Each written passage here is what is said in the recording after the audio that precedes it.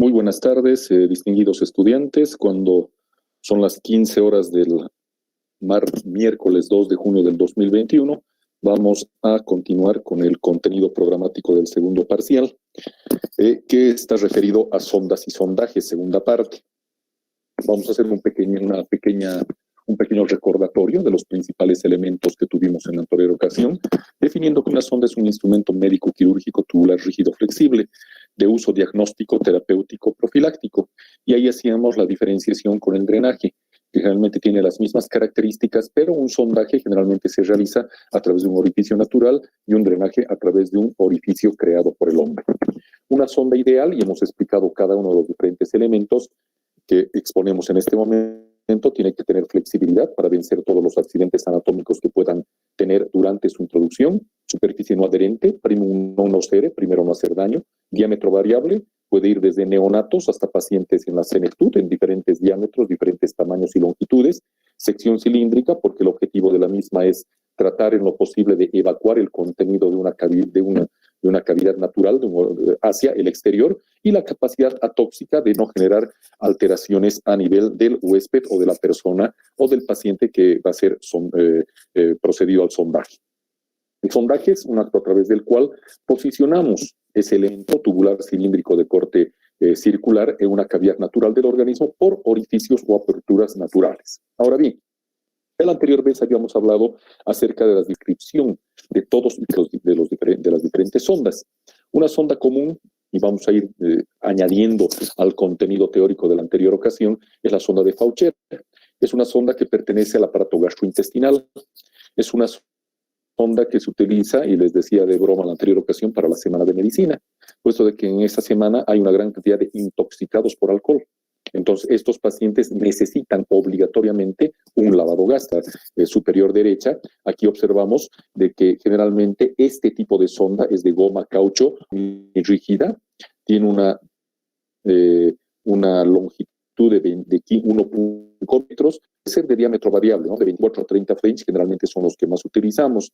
Tienen una punta roma con un orificio central, algunos orificios laterales, y generalmente una vez introducido nosotros cargamos a través del orificio superior una cantidad de líquido, ingresa a cavidad abdominal y hacemos el lavado gástrico a través de una pera.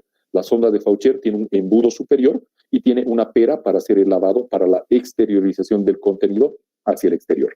Otro tipo de sondas que también se utilizan a nivel del tracto gastrointestinal es la sonda de Linton. Es una sonda de goma de 95 centímetros. En el extremo proximal, ya les decía, lo que queda cerca de mi mano, extremo proximal, lo que queda cerca de mi mano, extremo distal, lo que generalmente no veo. He introducido la sonda, de repente había urinaria, había digestiva, había rectal o a cualquier lugar o a través de una sonda nasogástrica, no veo la punta. Entonces, la parte proximal es lo que está cerca de mi mano y la parte distal es lo que está lejano de mi mano.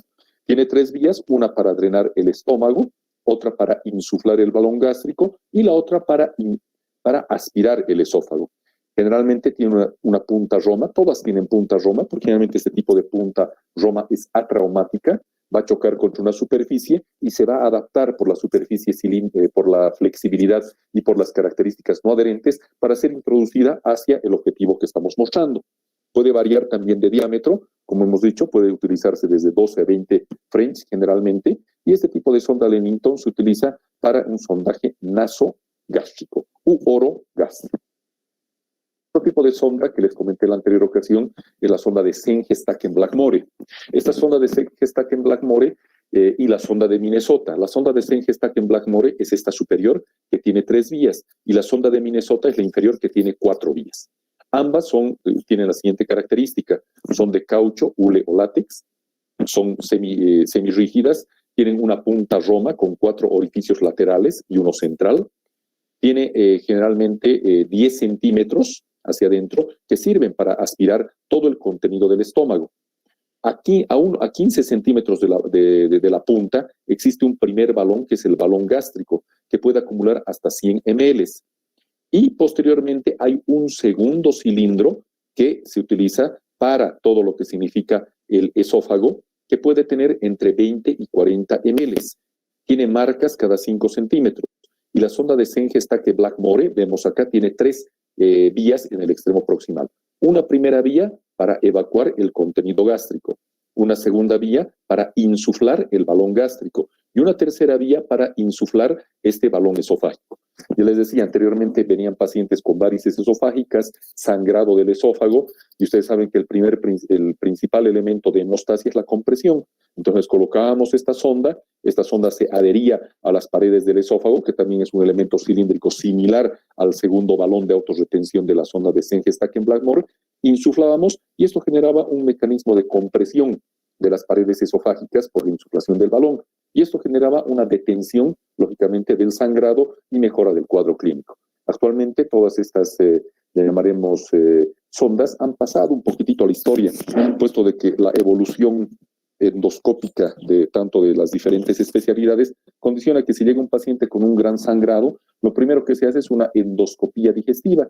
Se introduce una lente con diferentes, le llamaremos, posibilidades de introducir ya sea un electrocauterio o pinzas a través de sus canales de trabajo que se llaman, y introducimos el endoscopio, localizamos la arteria o la vena sangrante, se realiza un proceso de hemostasia y asunto resuelto. Similar, muy similar a lo que significa esta sonda es la sonda de Minnesota. ¿Y qué pasó? Se dejaba esta sonda y si bien drenaba el contenido gástrico, nosotros formamos saliva y formamos alrededor de 1.200 a 1.500 ml de saliva. Entonces, ¿qué pasaba? El paciente con esta sonda, como no podía tragar la saliva, empezaba, entre comillas, a babear o expulsar la misma a través de la cavidad oral. Entonces era muy complicado porque había que ponerle toallitas, había que estar secándole o aspirándole cada momento. Y se inventó la sonda de Minnesota, que es exactamente idéntica a la sonda de Senge-Stackenblackmore, pero que tiene una otra vía, una cuarta vía. Y esta cuarta vía sirve para drenar el contenido del esófago. Es decir, nosotros queremos aspirar o tragar la saliva y todo ese contenido se va a la cuarta vía de la sonda de Minnesota, ¿de acuerdo? Entonces, sonda de Senge-Stackenblackmore, extremo proximal con 3 vías, sonda de Minnesota, extremo proximal con 4 vías, ¿de acuerdo? Esos son los balones de la sonda de Senge-Stackenblackmore.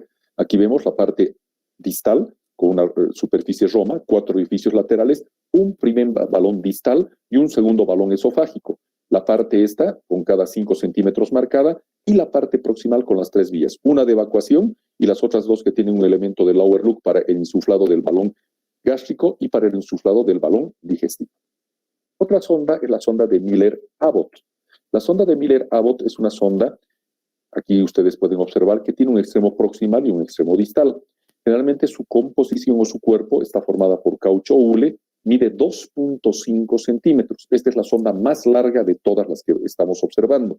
Su diámetro es variable de 12 a 18 milímetros, tiene una punta con una oliva multiperforada y a 1 o 2 centímetros de la punta tiene un balón de autorretención que puede insuflarse hasta 50 ml de líquido, ¿de acuerdo? Tiene 2 vías, una de aspiración, que sirve cuando hoy hemos introducido a nivel de la parte digestiva, y el otro es para insuflación. Ahora bien, ¿por qué tiene una oliva generalmente distal multiperforada? Esta nos sirve para introducir líquido, introducir contraste. Le hemos puesto al paciente la sonda y deseamos saber dónde está. Si está en estómago, si está en la primera porción del duodeno, si ha ingresado a la parte del ilion y sobre todo la Miller-Abbott tiene la capacidad de ingresar por todo lo que significa el cardias, por todo lo que significa el píloro, ingresar a la segunda porción del duodeno e inclusive llegar hasta el ilion. Entonces, si nosotros hacemos el contraste y sacamos una placa, nos vamos a dar cuenta todo, la va a pintar todo lo que significa el intestino y vamos a determinar dónde se encuentra. Insuflamos el balón gástrico y lógicamente estamos haciendo el objetivo de la sonda. Otro tipo de sonda es la sonda rectal. Una sonda rectal tiene las siguientes características. Es tubular semirrígida, mide entre 35 y 40 centímetros de longitud. Su diámetro es variable, pero generalmente el que más se utiliza es de 24 a 30 frs. Y tiene una punta roma como orificio central. Y otro orificio lateral a 1 centímetro de la punta. Tiene un extremo proximal cónico. Generalmente, ¿para qué nos sirve esta sonda rectal? Nos sirve para la colocación de enemas evacuantes. Se coloca, lógicamente, haciendo una adecuada lubricación, haciendo el famoso coqueteo anal para evitar maniobras vagovagales. Se va introduciendo progresivamente y una vez que se ha introducido entre 4 y 5 centímetros, se procede a insuflar o a introducir a través del extremo proximal que queda cerca de nosotros los elementos que vamos a utilizar para el enema evacuante. puede ser solución jabonosa, a veces solamente es líquido, a veces es líquido mezclado con un poquitito de vaselina, etcétera. Por lo tanto, esto nos sirve para un preoperatorio de intestino, para lavar toda la parte intestinal, y es adecuado para pacientes estreñidos. La sonda es la sonda TDR. Aquí estamos observándola, es prácticamente una T, es un cilindro con una vertical, tiene una rama vertical de 30 centímetros y otra rama horizontal también de la misma longitud de 30 centímetros, que unidas y conformadas en la parte central tienen la forma de T, tienen un diámetro variable de 11 a 20 centímetros. Y esta sonda TDR se utiliza cuando existen lesiones de la vía biliar. Tenemos un Mirici 1, un Mirici 2, otro tipo de lesiones a nivel de la vía. Necesitamos evacuar todo el contenido hacia el exterior para que no se genere un bilio peritoneo. Colocamos la sonda TDR para dar seguridad al procedimiento quirúrgico o cuando en determinado momento hemos tenido algún tipo de complicación que condiciona la exteriorización del contenido biliar hacia el exterior. Esas son las sondas gastrointestinales o de la vía digestiva. Ahora bien, otro tipo de elementos o de sondas que utilizamos son las sondas de la vía respiratoria, ¿de acuerdo? Estas son de las sondas de la vía respiratoria. Vamos a comenzar con la cánula de Gueder y también con la cánula de Mayo. La cánula de Gueder tiene luz al interior, la cánula de Mayo no tiene luz al interior. Generalmente, ¿de qué se trata este tipo de cánula? Si ustedes ven la forma, tiene una forma convexa o cóncava, como quieran verla, y se adapta a la convexidad del paladar duro. Generalmente el paciente, una vez terminado el acto quirúrgico, está bajo efectos, le llamaremos de una anestesia general, ya sea endovenosa o sea por agentes anestésicos orales.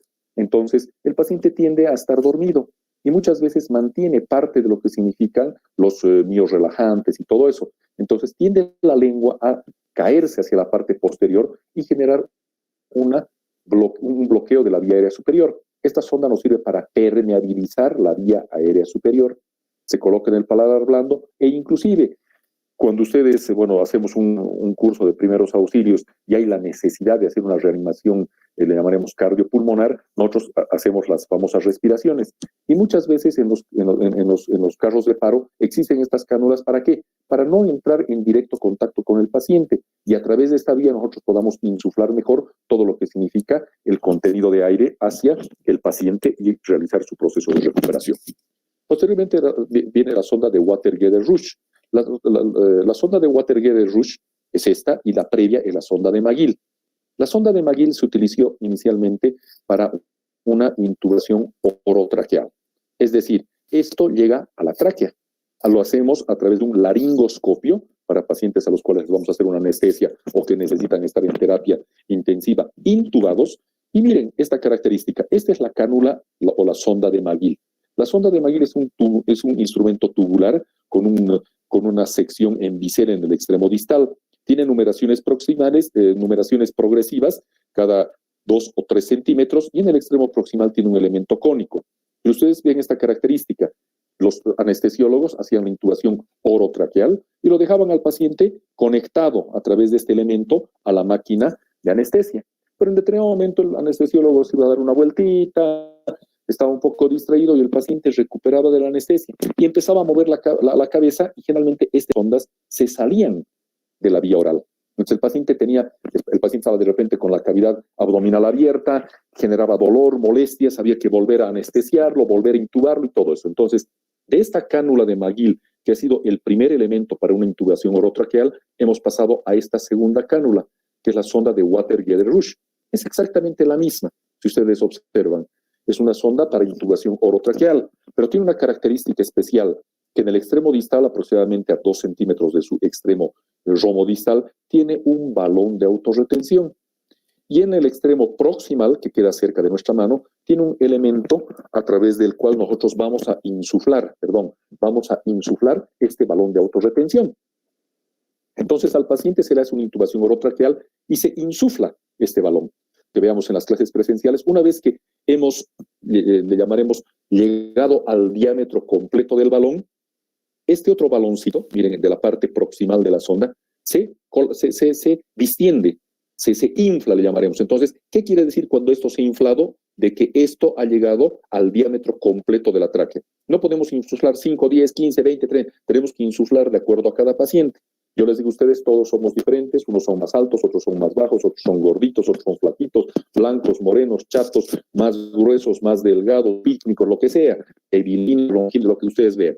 Lo mismo sucede con el diámetro traqueal. A unos pacientes insuflará 8, a otros pacientes 12, 14. ¿Cómo nos damos cuenta la cantidad de insuflación? Cuando este baloncito proximal se distienda por completo. Ahí quiere decir que esto está chocando contra las paredes, está chocando esto y no insuflamos más porque podemos generar lesiones de los cartílagos traqueales, podemos generar contromalacias, generar obstrucciones. Entonces, es importante tomar en cuenta los factores de intubación orotraqueal y cuál de los elementos vamos a utilizar de examen, ¿no?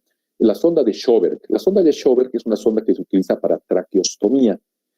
Generalmente esta sonda es una sonda pequeña de teflón con un ángulo de 90 grados, tiene una punta de bisel, tiene varios orificios centrales y tiene un balón de autorretención de insuflación. Y el extremo proximal tiene una forma embudizada para conectar a un conector. Este es el extremo proximal. Una vez que nosotros introducimos el catéter a través de la traqueostomía por los cartílagos cricoaritenoideos, tenemos dos elementos laterales que nos sirven, como están acá, para fijación, para que el paciente no retire.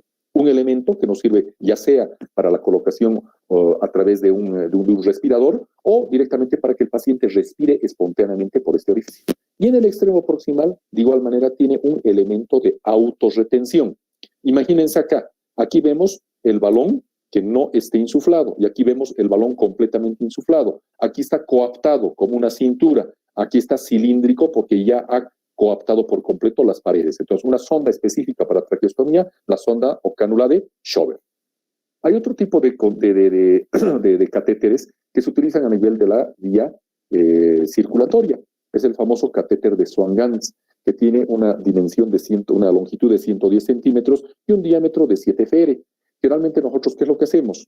Los cirujanos, los residentes de cirugía, los terapistas intensivos, se estudia bien todo lo que significa la anatomía vascular periférica del cuello, se estudia la yugular externa, la yugular interna, la vena subclavia, a través de la cual se realiza una punción. Y a través de la punción vamos ingresando el catéter y tiene que llegar a esta posición, ¿de acuerdo? Tiene una salida proximal, un balón, tiene un transmisor, una salida distal, y en la parte proximal tiene los siguientes elementos. Tiene un catéter distal, el catéter proximal, el sistema de insuflación y el clave de medición del gasto cardíaco. Generalmente es como nosotros ingresamos a una casa no vamos a ingresar directamente al baño o vamos a ingresar directamente a la cocina, tenemos que ingresar, no sé, al hall, al living, ingresar progresivamente. Aquí lo que se ingresa es en la arteria pulmonar, ventrículo derecho, ventrículo derecho, a la aurícula derecha y la salida. Entonces, ¿qué es lo que mide generalmente este tipo de catéter Swan-Ganz? Mide el gasto cardíaco, la presión venosa central y la presión en cuña. Entonces, es importante hacer estas tres mediciones y de acuerdo a las características del mismo, este catéter se utiliza para pacientes que están en terapia intensiva, pacientes a los que hay que administrar nutrición parenteral, pacientes a los cuales hay que ingresar grandes volúmenes, pacientes que se van a quedar con mucho tiempo con la vía endovenosa y la seguridad de tener una adecuada vía. Otro tipo de catéteres, generalmente también vasculares, son los catéteres de Fogarty. Los catéteres de Fogarty son los que ustedes están observando. Acá vemos de diferente lumen. ¿Qué significa esto? Diámetro del balón de autorretención y lumen, el cuerpo del catéter. Realmente son de uso cardiovascular, miden entre 40 y 80 centímetros y de hecho para extratrombos. El paciente ha tenido una trombosis venosa profunda o ha tenido un tromboembolismo pulmonar y nosotros ubicamos a través de la cineangiografía la ubicación del trombo. Entonces introducimos este catéter hasta por delante del trombo. Insuflamos el balón y vamos sacando y el coágulo viene bajando con nosotros y logramos la exteriorización del trombo hacia el exterior. Se utiliza mucho, ¿no?, para todos los que significan cateterismos cardíacos, para cirugías inclusive oncológicas. Por ejemplo, nosotros hemos tenido pacientes con un cáncer renal que ha invadido todo lo que significa la vena renal. Realizando la cirugía abierta, había una trombosis de la vena renal, entonces había la necesidad de sacar todos estos trombos endovasculares. Se utilizó el catéter de Fogarty, se introdujo, se sacó y se suturó. Por lo tanto, es un elemento adicional de todo lo que significa el arsenal terapéutico para resolver cierto tipo de patologías. Otro tipo de sondas utilizadas a nivel pulmonar son las sondas de Malecot y de Pesser. Malecot, que es de estas características, que tiene como unas asas, ustedes están viendo como 4 asas en el extremo distal. En cambio, la sonda de Pesser México tiene la forma de un sombrero mexicano. Estamos viendo como un sombrero mexicano. Tiene la forma de un honguito también, ¿no ve? O un sombrero mexicano. Entonces, el extremo distal diferencia una de otra. Y generalmente, ¿qué es lo que se hace? Esta es la característica de la sonda. Entonces, nosotros colocamos un guiador interno, que es un alambre rígido, y lo que hacemos es la tubularización del extremo distal. Cuando se ha logrado la tubularización del extremo distal, se logra la introducción de la sonda, se retira el tutor interno y esto queda como un elemento de autorretención. Estas asitas o le llamaremos como una dona, no permite que se extraiga de la localización que hemos puesto la sonda. Entonces permite muchas veces el ser utilizada lo más comúnmente posible en toracostomías, cuando utilizamos el drenaje en sello de agua, cuando el paciente tiene un neumotórax, cuando tiene un hemotórax, cuando tiene un piotórax, colocamos este tipo de sonda conectada a un mecanismo de sello de agua y coadyuvamos a la recuperación del paciente. Ahora bien, esta es la descripción de todas y cada una de las diferentes sondas que se utilizan a nivel digestivo, que se utilizan a nivel urinario, que se utilizan a nivel circulatorio, que se utilizan a nivel respiratorio. Es decir, cada uno de los diferentes aparatos o sistemas tiene sondas especiales. Ahora vamos a tratar de dar un poquitito de teoría acerca de lo que significa la intubación endotraqueal. La intubación endotraqueal, como estamos viendo acá, es cuando introducimos un elemento dentro de la tráquea, endotraqueal. Y tenemos que tener mucho cuidado, ¿por qué? Porque la tráquea está por delante e inmediatamente por detrás está el esófago. Y tenemos un elemento a este nivel donde nosotros observamos tanto la conducción a nivel traqueal como la conducción a nivel esofágica. Por lo tanto, en un paciente al cual estamos intubando, que no tiene el reflejo, le llamaremos nauseoso, de deglución o lo que sea, es fundamental hacer una buena observación durante la laringoscopía para colocar adecuadamente el catéter en su lugar. Puede ser orotraqueal a través de la boca o nasotraqueal a través de la nariz. Esto es lo que nosotros generalmente hacemos. Una intubación orotraqueal generalmente es necesaria en pacientes que necesitan una buena ventilación y necesitan una oxigenación. Ustedes actualmente está de boga el coronavirus. Entonces, hay pacientes que ingresan en una etapa de falta de oxígeno. No pueden responder a sí mismos. ¿Por qué? Porque ambos campos pulmonares han sido cubiertos por la enfermedad. Si la enfermedad ha cubierto más del 80%, el paciente entra en hipoxia, es decir, disminución del oxígeno. Comienza con una falta de aire. El paciente trata de hacer elementos fisiopatológicos compensatorios, aumentando la respiración con una taquipnea, comienza a hacer respiraciones más profundas, entonces comienza con aleteo nasal, varios síntomas clínicos importantes que hacen de que nosotros diagnostiquemos pues una falta de aire. Por lo tanto, tenemos que utilizar un laringoscopio, que está aquí en el extremo superior, introducir por la cavidad oral, la punta del laringoscopio tiene una luz que nos permite, una vez que nosotros hemos ingresado por la cavidad oral, lograr la visualización tanto del esófago como de la tráquea. El laringoscopio debe ser empuñado siempre con la mano izquierda para los diestros y tratar de que la hoja del laringoscopio desplace la lengua y llegue hasta la parte posterior de la vía oral. Una vez que hemos llegado, y esta es la imagen anatómica, observen bien, aquí vemos las cuerdas vocales y aquí vemos cómo vamos a insuflar al paciente. Elevamos el laringoscopio en una dirección de 45 grados, visualizamos e identificamos la epiglotis y las cuerdas vocales y continuamos hasta atravesar las cuerdas vocales el manguito y debe pasar aproximadamente 1.5 a 2 centímetros. Entonces aquí estamos observando la epiglotis, las cuerdas vocales, la parte piriforme y los cartílago aritenoideo y la introducción. Observen bien esta imagen de todo lo que significa la parte de la cánula orotraqueal, que normalmente se llama Water-Gather-Rouge, a nivel traqueal. Entonces ahí estamos viendo cómo se puede hacer una intubación también nasotraqueal. Utilizamos nuestro laringoscopio por vía oral y por vía nasal estamos introduciendo la sonda. Entonces vamos introduciendo la sonda y bajo visión directa, que se llama, estamos introduciendo la sonda a nivel traqueal. Si bien está ingresando por la nariz, nosotros estamos haciendo un control observacional a través del laringoscopio para que esta sonda quede normo-inserta a nivel de lo que significa la tráquea.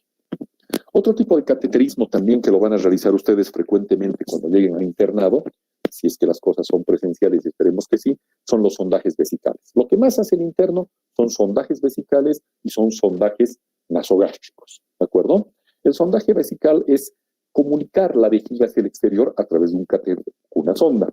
Hay diferentes tipos de cateterismo. El sondaje vesical es cuando nosotros utilizamos la uretra, que es el elemento de comunicación de la vejiga hacia el exterior, para la evacuación del contenido vesical. Pero muchas veces existen obstrucciones infravesicales, es decir, debajo de la vejiga. Pueden estar obstruidas por la próstata en sus diferentes patologías, cáncer de próstata, hiperplasia uterina prostática, prostatitis, u otros tipos que obstruyan la vía urinaria inferior, estrecheces o estenosis de la vía uretral, cálculos enclavados, entonces el paciente no puede orinar. Y necesariamente tenemos que hacer una punción suprapúbica, inmediatamente del pubis a 1 centímetro hacia arriba y a la derecha, colocamos un poco de anestesia y realizamos con diferentes catéteres, hay los famosos cystofix o catéteres de punción vesical, donde nosotros introducimos directamente la cánula a través de la pared abdominal hasta llegar a la vejiga y comunicamos con una sonda la vejiga al exterior para lograr la evacuación de la misma. Importante. Cuando nosotros vayamos a hacer cualquier tipo de cateterismo, no solamente el cateterismo vesical, tenemos que conocer todos los elementos anatómicos para tratar de vencer los mismos con la suavidad necesaria y con la técnica adecuada.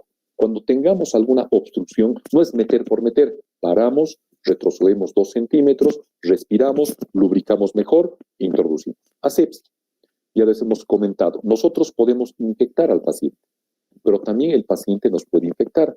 Este es el mecanismo de doble entrada, que yo puedo infectar y tú me puedes infectar. Por lo tanto, nosotros tenemos que preservar los principios de asepsia y antisepsia adecuados para que el paciente logre una adecuada, le llamaremos bioseguridad, y nosotros somos la misma y no generemos procesos infecciosos. Suavidad, suavidad. Aquí se necesita la mano de dama, como dicen, para que vayamos introduciendo con cuidado, con firmeza y con conocimiento. Y utilizar todos los elementos adecuados en el momento de realizar. Catéter adecuado, guantes estériles, elementos de antisepsia, una bolsa colectora, para inflar el balón de autorretención, una jeringa y 10 ml de agua destilada, etc. Ahora, generalmente nosotros, cuando vamos a realizar un cateterismo, el cateterismo puede ser estéril o no estéril.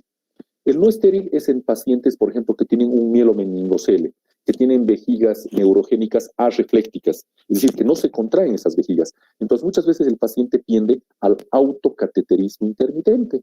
Son pacientes que tienen problemas de la médula espinal y lamentablemente el reflejo voluntario de evacuación vesical no lo han perdido.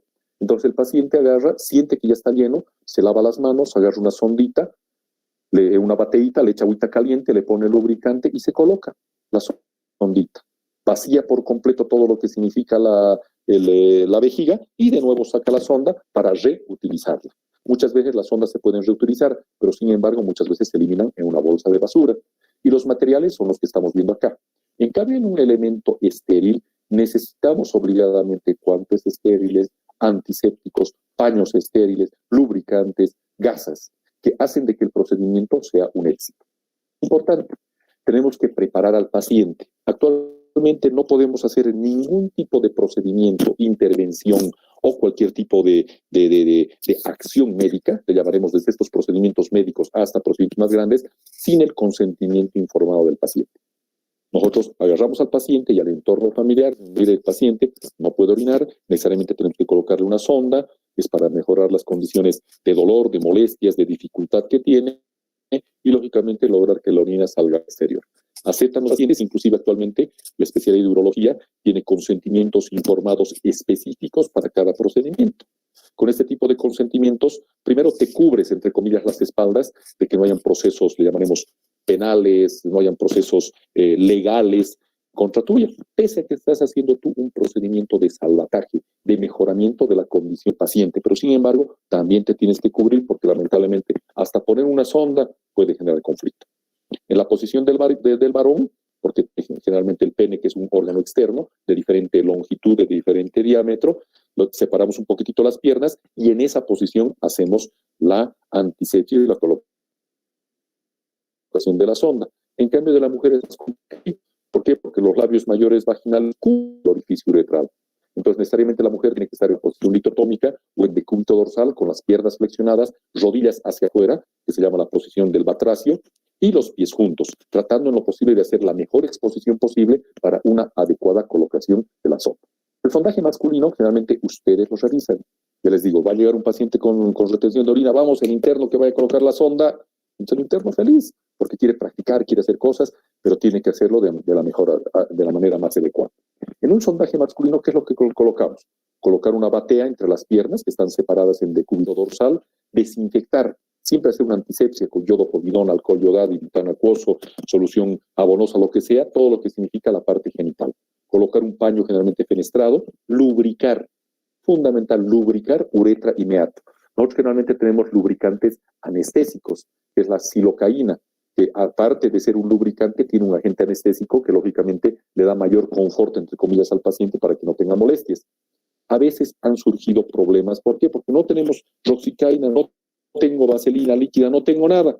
Entonces, hay cierto tipo de componentes, por ejemplo, ustedes van a dar cuenta de que hay componentes oleosos en determinado tipo de ampollas. Entonces, abren, le colocan un dioxadol, le colocan cualquier tipo de elemento en la sonda y el organismo reacciona de una manera pero tan agresiva que puede generar estrecheces. Entonces es fundamental utilizar los materiales adecuados porque puedo generar daño en el paciente.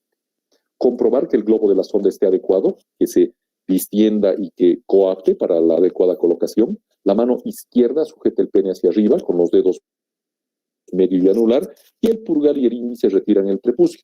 Importante mantener el pene a tensión, estirado, para que se realice una adecuada introducción de la sonda. Mi mano derecha agarra la sonda y empezamos a progresar y de manera, le llamaremos lenta y progresiva, pero firme, sin torpeza, hasta lograr llegar a la bifurcación de la sonda. Muchas veces, ustedes, porque están cansados, introducen la sonda, ya empieza a salir la orina y le insuflamos el balón. Pero dense cuenta de que el balón está a 2 centímetros por detrás de la punta. Entonces, ese balón la puntita ha llegado a la vejiga, pero el balón está todavía en uretra.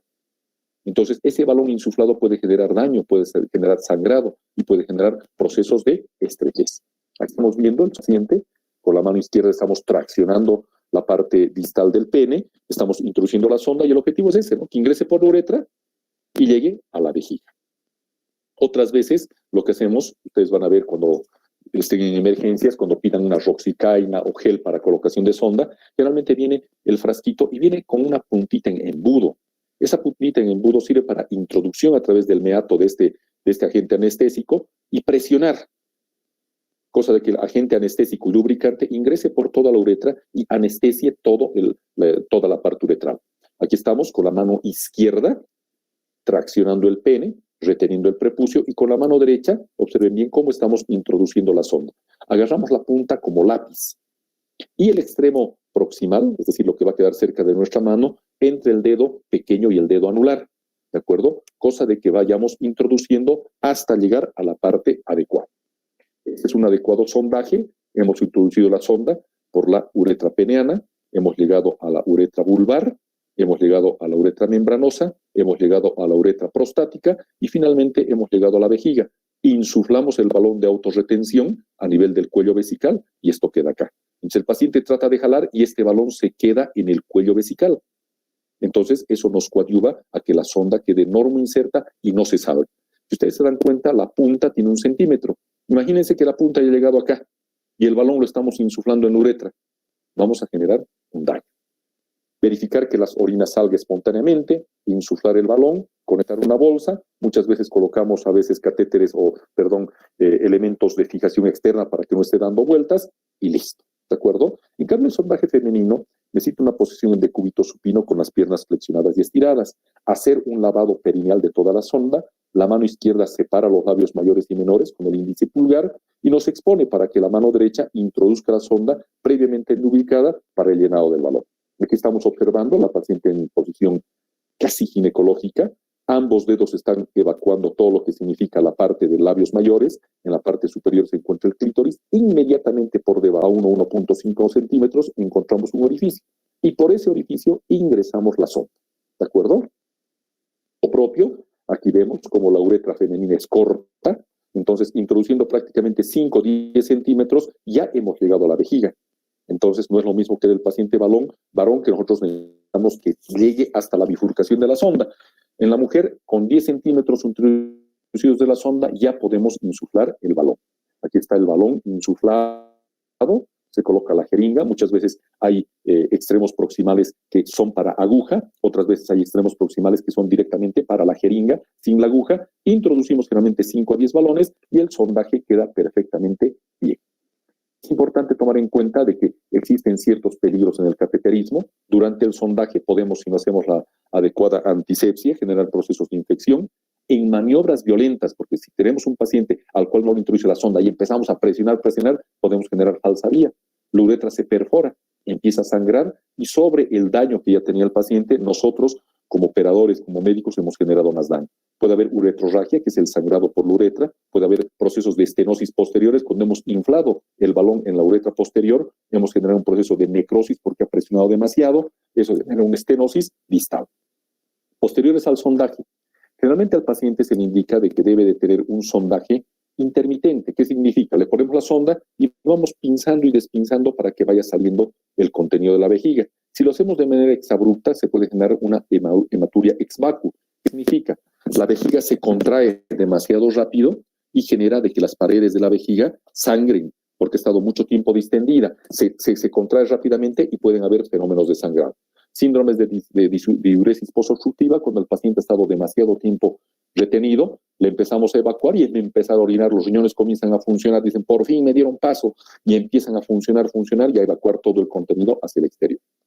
La punción suprapúbica ya tiene cierto tipo de características, como el cistocat o el cistofix, que vienen en una cajita, ¿de acuerdo? Donde tú tienes el elemento de punción, tienes la sonda y tienes todos los elementos, guantes estériles, tienes unas gasitas, tienes un antiséptico. Lo ideal es colocar al paciente en decúbito dorsal, palpar todo lo que significa la parte anterior del pubis, a 2 centímetros hacia arriba y hacia la derecha realizar la punción. Con un bisturí podemos aumentar el diámetro de la misma y introducir este elemento que se llama cistocat o cistofix de manera perpendicular, ¿de acuerdo? Hacia la vejiga. Empieza a salir la orina, sacamos el elemento y colocamos un balón de autorretención.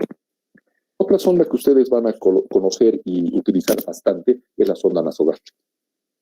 La sonda nasogástrica tiene el objetivo de colocarse, ya sea de manera profiláctica, ya sea como manera preventiva o de diagnóstico. Nos sirve para aspirar el contenido gástrico, lavados gástricos, nos sirve para la alimentación ya enteral. Cuando es dentro de la parte digestiva es una alimentación enteral. Cuando es por la parte parenteral. Nos sirve para el tratamiento de vómitos incoercibles en algunos casos y tratar de disminuir la distensión gástrica, diagnóstico de hemorragia digestiva alta. Generalmente lo utilizamos en el postoperatorio de la gran mayoría de cirugías digestivas, anastomosis terminales de resecciones intestinales. ¿Por qué? Porque tratamos de disminuir, de dormir la actividad intestinal. Entonces, para ello, todo lo que significa el contenido gástrico tiene que ser eliminado hacia el exterior. ¿De acuerdo?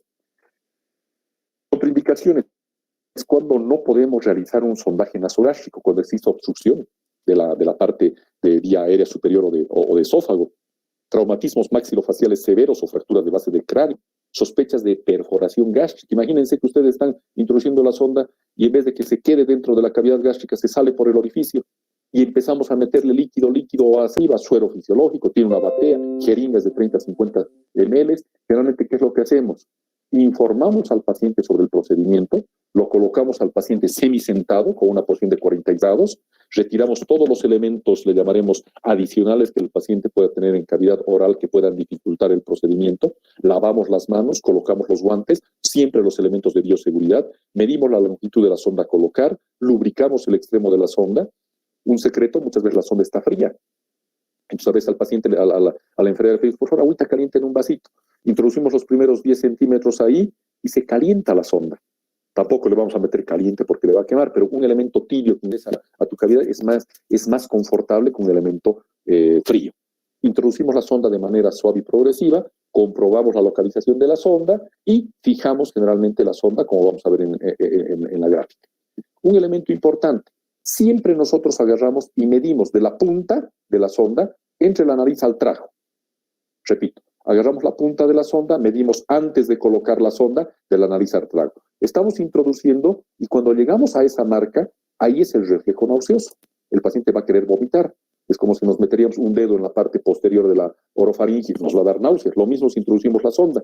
Entonces, en ese momento al paciente le tenemos que decir que trague saliva o le damos un vasito de agua para que trague e inmediatamente nosotros empecemos a meter, ¿de acuerdo? O a introducir la sonda por la nariz hasta llegar a la parte digestiva. Ahora, la sonda tiene diferentes marcas, desde la parte distal a la proximal. La primera marca es a los 45 centímetros. Entonces, vamos introduciendo y hemos llegado a una primera marca aquí, que en la nariz la vemos. Entonces, quiere decir que ya hemos llegado al carnes.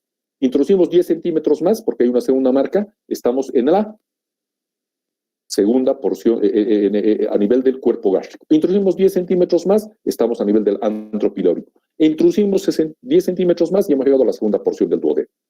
Entonces es importante cuando nosotros creemos que ya hemos llegado a la cavidad digestiva, ¿cómo podemos comprobar que hemos llegado al estómago? Porque no estamos viendo.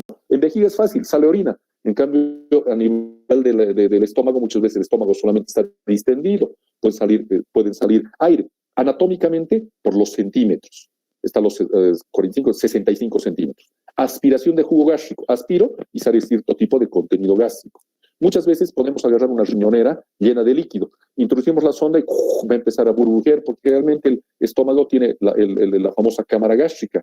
Y esta cámara gástrica no es más que gas dentro del estómago. Ruidos hidroaéreos y la presión hidrostática positiva. Y esta es la forma de fijar la sonda nasogástrica. Entra por la nariz, la fijamos tanto en la nariz como en la frente. Un poquito incómodo, pero es necesario. Seguimiento clínico. Todos los días ver si mi sonda vesical o mi sonda de Levin nasogástrica está en normoposición. Lavar la sonda, movilizarla suavemente, tratar de que no se obstruya y hacer el seguimiento clínico diario de mi sonda. ¿Qué complicaciones podemos tener durante la colocación de la sonda nasogástrica o de Levin?